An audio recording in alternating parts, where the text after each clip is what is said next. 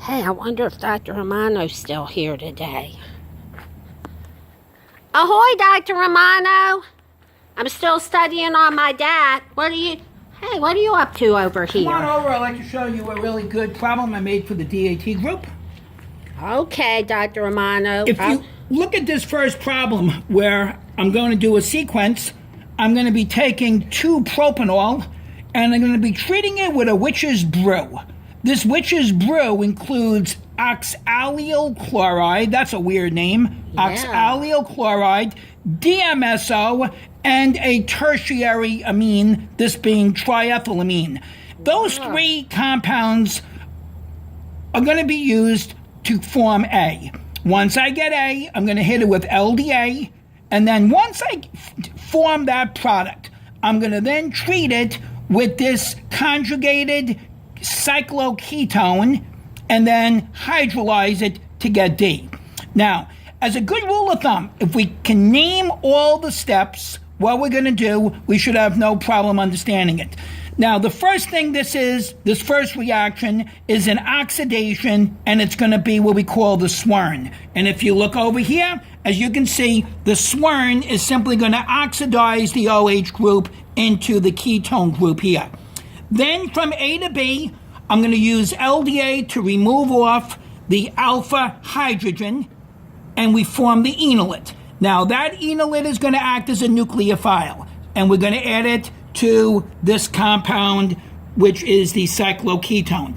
Now, this is a Michael reaction again, so that means beta is your boy. You're going to add that nucleophile to the beta position. I got it. And as you can see, I've added it to the beta position, and up here is simply 2 dots, and those 2 dots simply will pick up an H, and when we add acid, you would finish the job and do a conjugate addition.